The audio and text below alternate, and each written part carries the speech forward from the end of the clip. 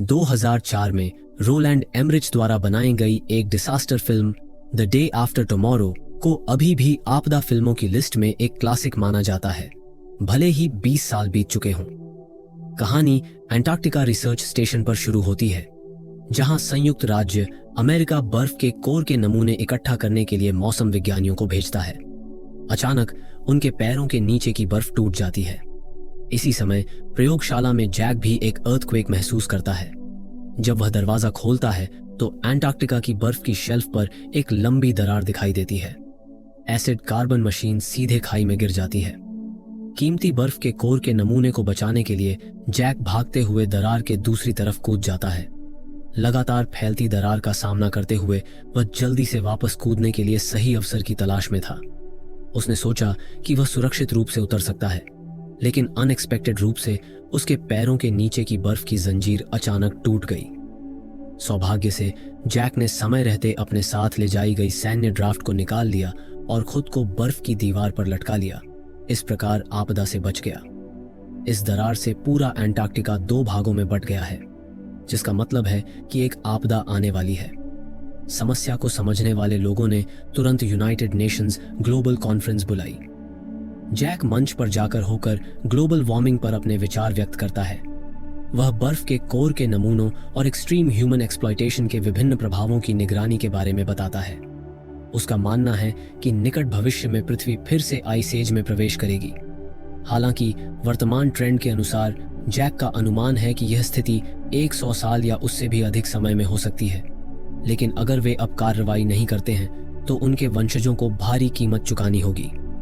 हालांकि जैक का भाषण सुनने के बाद विभिन्न देशों के रिप्रेजेंटेटिव हंस देते हैं। हर कोई जैक की राय पर सवाल उठा रहा था और पूछ रहा था कि आइस एज कब आएगा।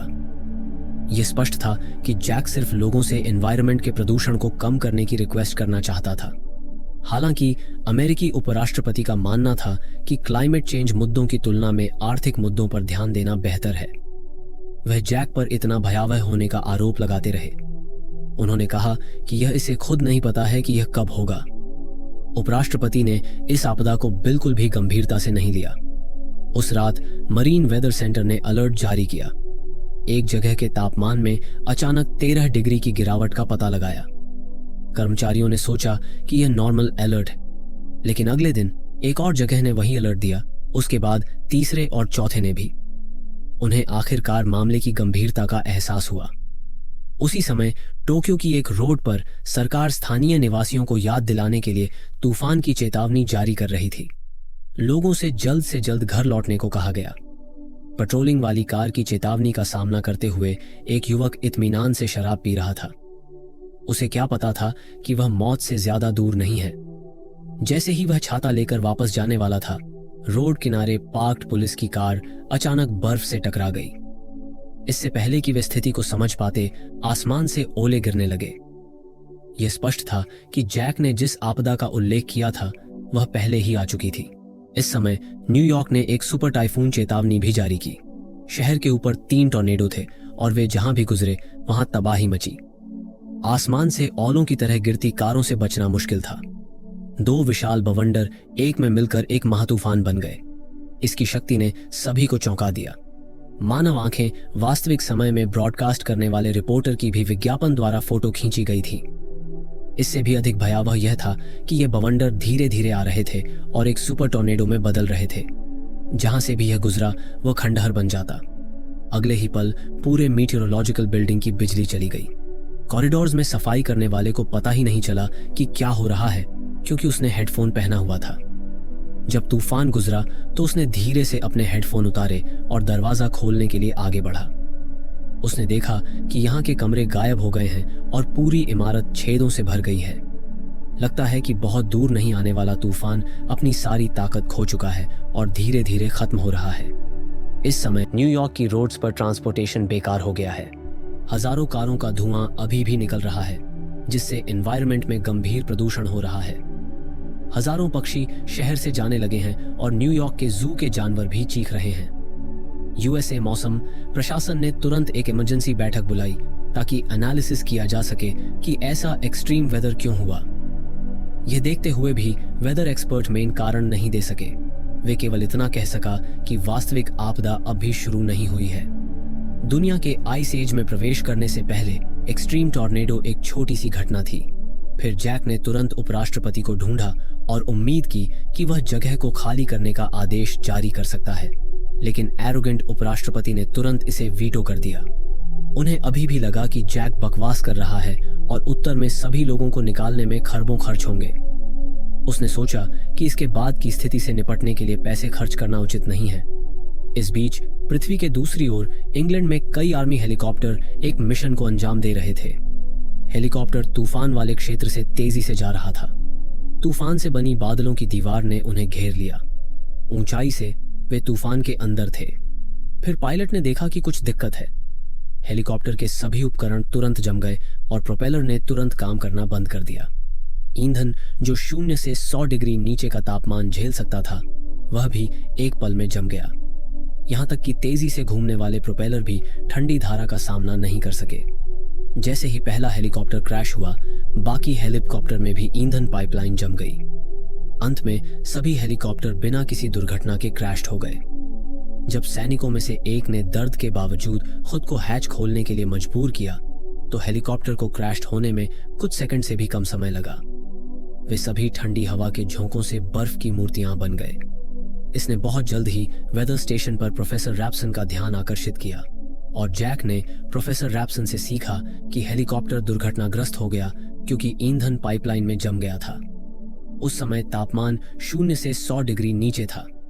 जमीन पर मौजूद लोग कार से बाहर निकलने से पहले ही जम गए थे।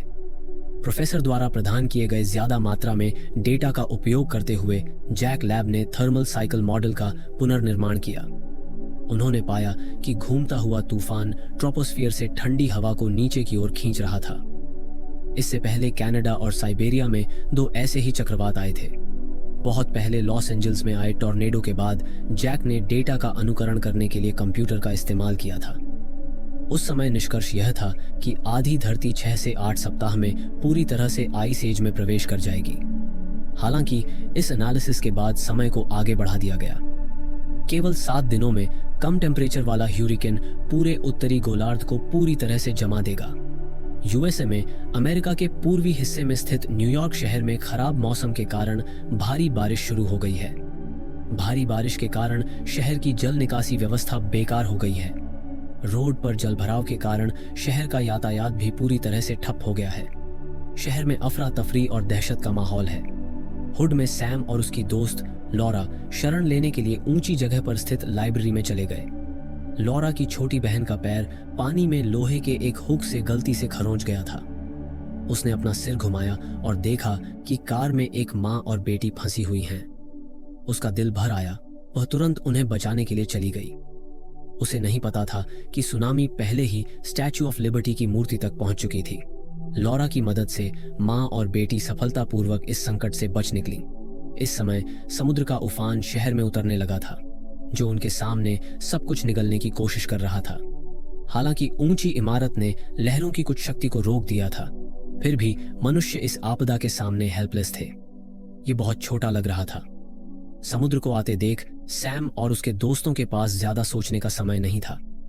बस उनके आने का इंतजार था दूसरी मंजिल पर। सुनामी के शांत होने तक वेट करते लोगों ने पाया कि सभी वायरलेस कम्युनिकेशन सेवा बंद हो गई थी। अपने पिता से संपर्क करने के लिए सैम एक ऐसे टेलीफोन के पास आया जो डूबने वाला था। जैक ये सुनकर बहुत खुश हुआ कि उसका बेटा अभी भी जीवित है, लेकिन उसके पास जश्न मनाने का समय नहीं था क्योंकि तापमान में गिरावट शुरू होने वाली थी। उसने सैम से कहा कि वह घर के अंदर रहे और गर्म रहने के लिए सभी फ्लैमेबल वस्तुओं को इकट्ठा करे और फिर वह उसे बचाने के लिए न्यूयॉर्क आएगा। अचानक सैम ठंडे पानी में गिर गया। जैक ने फोन पर पानी में गिरने की आवाज सुनी और वह चौंक गया। यह महसूस करते हुए कि उसका बेटा खतरे में हो सकता है, सैम आधे मिनट बाद रेंग कर बाहर निकल गया। लॉरा ने जल्दी से उसके लिए शर्ट का एक पीस ढूंढा और उसे गर्म रखने के लिए अपने शरीर का इस्तेमाल किया। फिर उन्होंने लॉकर रूम से ड्रेसेस निकाली और ठंड के मौसम की तैयारी के लिए सभी को डिस्ट्रीब्यूट की। इस बीच जैक भी न्यूयॉर्क जाने के लिए अपना सामान पैक कर रहा था, लेकिन उसे अपने सीनियर्स से एक सूचना मिली कि राष्ट्रपति उसे पेसनौली बुलाएंगे। जब वह राष्ट्रपति के पास आया तो उसने सीधे मैप फेंक दिया। झील की एक रेखा खींची गई थी। झील की रेखा के नीचे रहने वाले लोगों को बचाने के लिए दक्षिण की ओर जाना ही ठीक समझा, अन्यथा बाहर जाने से केवल मृत्यु ही होगी। और यह सब उपराष्ट्रपति के गलत निर्णय के कारण हुआ। यदि उपराष्ट्रपति ने पहले उनकी बात सुनी होती तो इतने सारे लोग नहीं होते जो अभी तक खाली नहीं हुए होते। ये कहने के बाद जैक बिना रुके निकल गया और अपने बेटे को बचाने के लिए निकल गया। जल्द ही बाहर वास्तव में भारी बर्फबारी हुई। भारी संख्या में लोग दक्षिण की ओर खाली करने की तैयारी करने के लिए बाहर चले गए। एक सुरक्षा जुटाव अधिकारी ने कहा कि सभी को टीम को फॉलो दक्षिण की ओर करना चाहिए। सैम जानता था कि अब बाहर जाना एक मौत का रास्ता होगा। सिक्योरिटी गार्ड ने सभी को यहीं रहने के लिए कहा, लेकिन दूसरे पक्ष ने ऐसा नहीं सोचा, क्योंकि अगर सभी लोग बिना भोजन और सप्लाई के यहाँ रहे तो यह मौत का इंतजार करने जैसा होगा।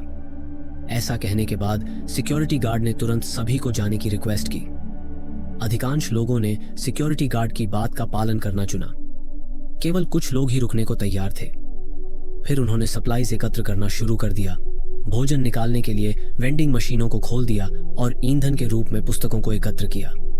यह सब करने के बाद सैम को पूरा विश्वास था कि उसके पिता उसे खोजने आएंगे। उनके पिता जैक इस समय बर्फ से ब्लॉक्ड थे। वे अपनी कार को वहीं अलविदा करके न्यूयॉर्क की ओर पैदल चलने के लिए तैयार हो गए।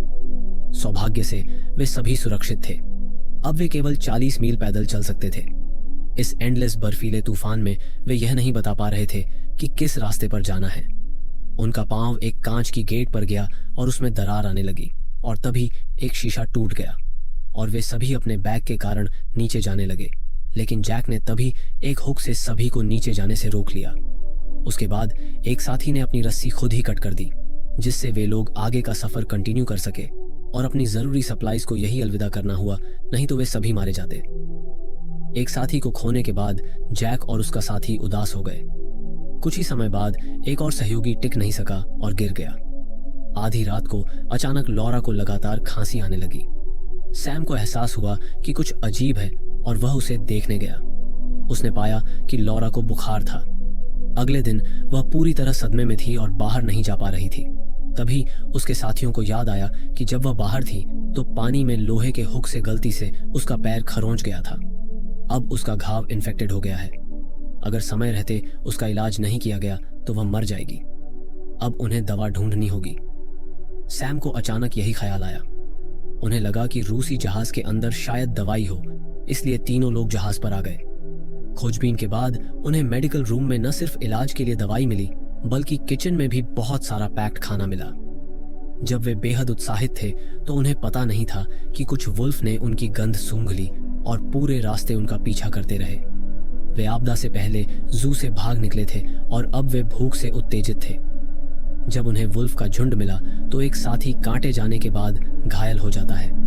उसके बाद वे बाहर की रेलिंग से भागकर दूसरे कमरे में घुस गए और वुल्फ्स को चकमा देकर वे लोग वह से निकल गए और उन्हें वहीं बंद कर गए, जिससे वुल्फ्स पूरी तरह से फंस गए और वे नाव लेकर वहां से निकल जाते हैं। फिर उन दोनों ने अपने साथियों को खींचा और लाइब्रेरी की ओर भागे। इस समय तूफान पहले ही उनके सामने आ चुका था। तापमान तेजी से गिरने लगा। एम्पायर बिल्डिंग पूरी तरह से जमी हुई दिखाई दे रही थी। पूरा न्यूयॉर्क हजारों मील तक तुरंत जम गया था। सौभाग्य से आखिरी समय में वे तीनों सफलतापूर्वक वापस लौट आए। इस समय तापमान 0 से 150 डिग्री नीचे पहुंच गया था। वे पहले कभी एक जैसे नहीं रहे थे। चिमनी में बहुत सारी बुक्स डाली, तब जाकर टेम्परेचर रहने लायक हुआ। आग की लपटें ही उनके बचने की एकमात्र उम्मीद थी। उसी समय इस तरफ जैक को अचानक लगा कि आसमान में गिरने वाले बर्फ के पीसेस की स्पीड धीमी हो गई है। तेज ठंड के कम होने से अमेरिकन फ्लैग भी अब नॉर्मल हो गया था। जैक ने तुरंत सोचा कि कुछ तो टेम्परेचर में अजीब है। जैसे जैसे वे करीब आते गए, तूफान की बीच के सेंटर में तापमान 10 डिग्री प्रति सेकंड गिरता गया। स्थिति की गंभीरता को समझते हुए उसने तुरंत छत पर एक वेंट को हिलाया और अपने साथियों और सप्लाईज को अंदर फेंक दिया। ठंडी हवा जमती गेट को देख जैक घर में कूद गया। जैसे ही उसने किचन का दरवाजा बंद किया, भयानक माइनस तापमान अंदर घुस गया। जैक ने जल्दी से आग जलाकर खुद को गर्म किया, जिससे उसकी और उसके साथी की जान बच गई। जब उसका साथी उठा तो पूरा कमरा बर्फ से ढका हुआ था। सब कुछ साफ करने के बाद जैक ने फिर से बाहर निकलने का फैसला किया। एक दिन की ट्रैकिंग के बाद वे आखिरकार न्यूयॉर्क शहर पहुंच गए। यहां प्रवेश करने से पहले उन्हें जमीन पर तूफान से जमी हुई ज्यादा संख्या में लाशें मिली। उनमें से एक लाइब्रेरी का सिक्योरिटी गार्ड था। एक हफ्ते से ज्यादा समय के बाद पूरी धरती को घेरने वाला महातूफान धीरे धीरे खत्म हो रहा था, जब तक कि जैक तंबू से बाहर नहीं निकल गया और लंबे समय से खोई हुई धूप फिर से उसके चेहरे पर चमकने लगी। उसके ठीक सामने एक जगह पर एक जमा हुआ जहाजा था। यहां तक कि स्टैच्यू ऑफ लिबर्टी भी बर्फ से आधी दबी हुई थी। जैक ने उपकरण के अनुसार लाइब्रेरी का पता लगाया। हालांकि यहां सब कुछ जम गया था और जमने वाला था। जैक की उम्मीद बस इसी पल थी जब उसने दरवाजे की दरार से आती रोशनी देखी।